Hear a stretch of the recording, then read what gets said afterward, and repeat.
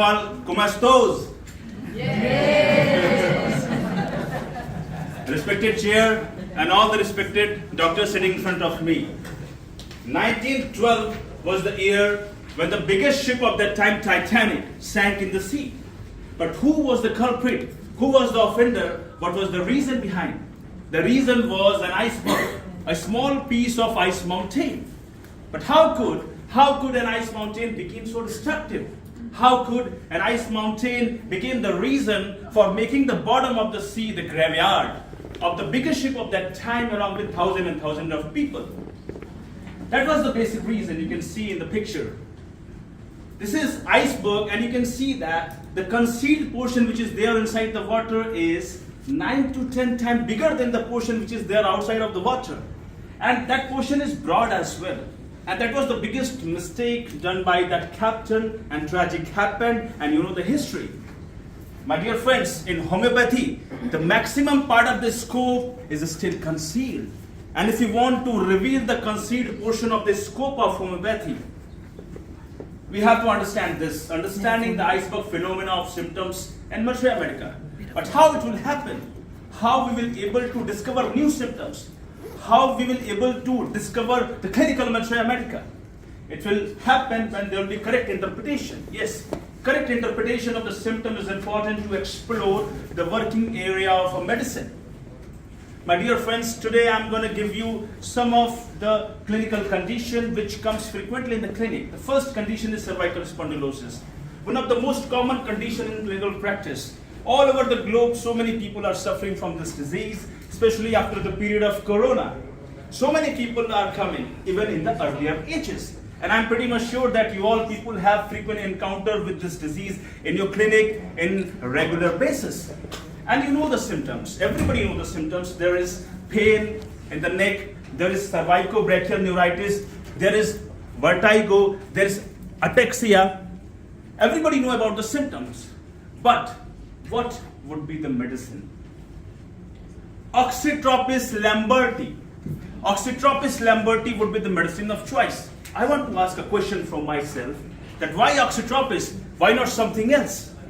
My dear friends, there is not a single literature which is written for oxytropis in cervical spondylosis. That what insisted me to use this medicine in cervical spondylosis? That's the biggest question. So what is written in materia medica?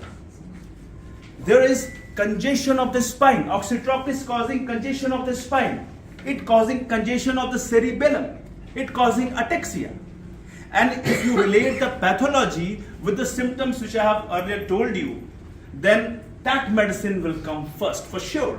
I became the fan of oxytropis, and my dear friends, after using this medicine in cervical spondylosis, you also become the fan of oxytropis. The second medicine is sulfonolum. Sulfonolum is a second medicine, but again, why sulfonolum? Why not something else? Because we are having so many medicines in a row for cervical spondylosis. Sulfonolum is indicated because of the literature for sulfonol written in the materia medica. What is written?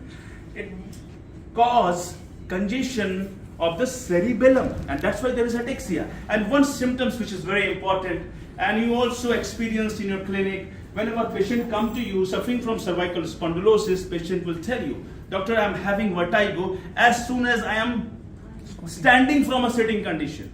I am standing from a sitting condition, or when I quickly move. This is one of the common clinical presentation in vertigo in cases of cervical spondylosis. Sulfonol is the medicine of choice, and that was my interpretation, because there is pathology and there is symptoms. What I have done, I've just connected the pathology with materia medica. And sulfonol is one of the great medicine for cervical spondylosis. My dear friends, the second condition is gastric flatulence.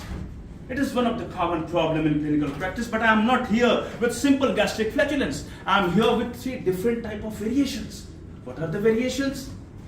The first one is gastric flatulence causing headache, heaviness in the head, and vertigo. You have experienced in so many patients in your clinic.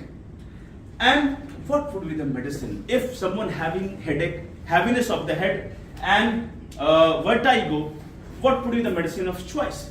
The medicine would be Homerus. Homerus is the medicine of choice. But why Homerus? Why not something else? There is one symptom which is written in Homerus. Dyspepsia, throat and head symptoms comes together.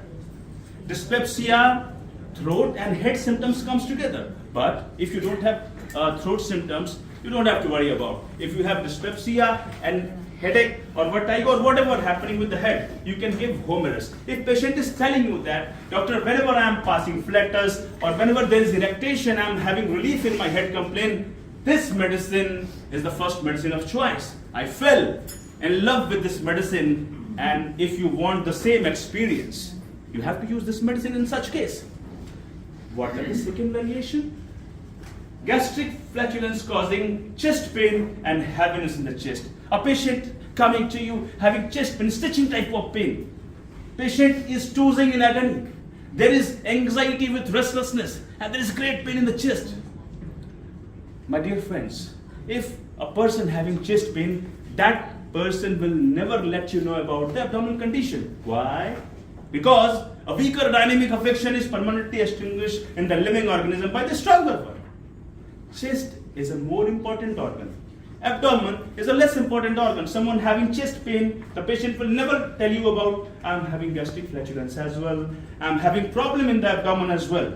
So if you ask, what happened when there is discharge? What happened when there is a discharge of flatus, or what happened when there is irritation? If patient replies, doctor, I'm having relief in my chest pain, I'm having relief in my heaviness in the chest, what would be the medicine of choice? Latrodactylus mactans. Latrodactylus mactans would be the medicine of choice. But why Latrodactylus? Why not something else? We have so many medicines, sir. We have so many medicines for that. We have Ignatia, we have Loroceresus, we have Telia, we have Bryonia, so many medicines which are connected with the abdomen as well. Latrodactylus mactans is indicated because the abdominal symptoms are prominent in Latrodactylus. The chest symptoms are prominent in Latrodactylus. Latrodactylus is indicative in almost all type of chest complaint. And it is also indicative for all type of gastric complaint. So what I have done? I have just connected these two systems together. And that's why Latrodactylus mactans is extremely effective. It will give you tremendous results, magnificent results. The third variation, gastric flatulence causing low back ache. I'm having low back ache, and if the cause is somewhere inside the abdomen. What I mean to say, after passing flatus or after irritation, if there is relief in the complaint, what would be the medicine of choice? Ricinus calm. Ricinus calm would be the medicine if someone having backache and backache relief after passing flatus or irritation. But why Ricinus calm? Why not something else? This is the biggest question. So when you go through the literature, when you go through the writing of Ricinus calm written in the Machuia Medica, it is clearly written that there is distension of the lower abdomen, there is contraction of the rectal muscles. Because of distension, because of contraction of the rectal muscles, there is pain in the lower part of the back. And after passing flatus, the tension over the muscles releases.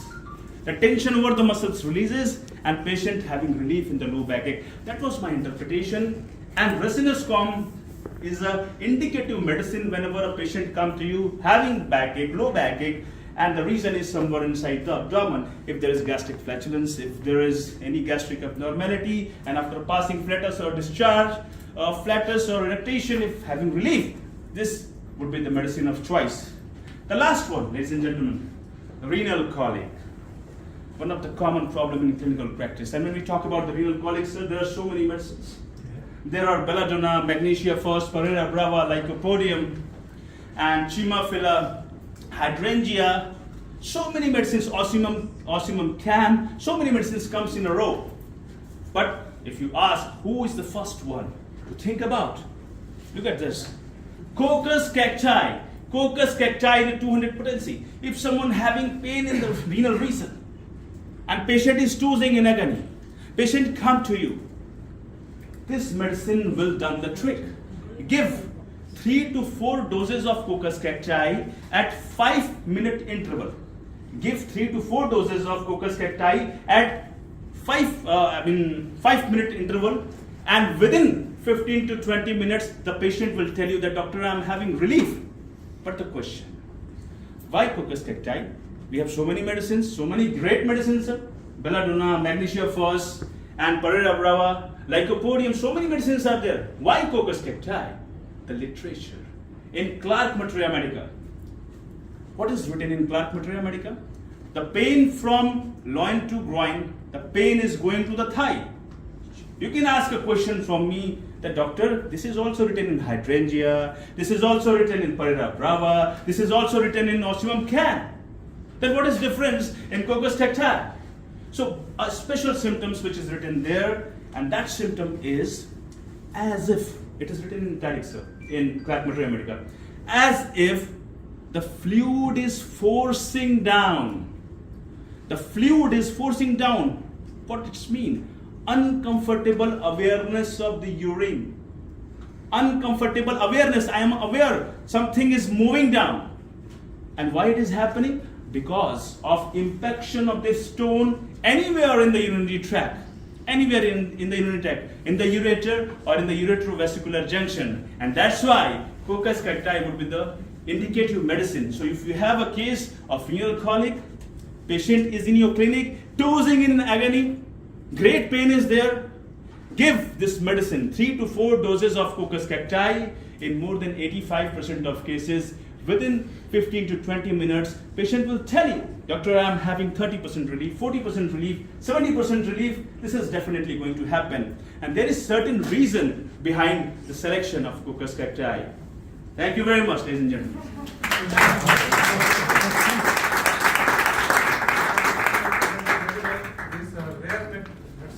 I have two questions. One, that you have used these medicine in your clinical practice, and second, whether you have used these medicine alone or with some constitution. I have used all these medicines alone, ladies and gentlemen.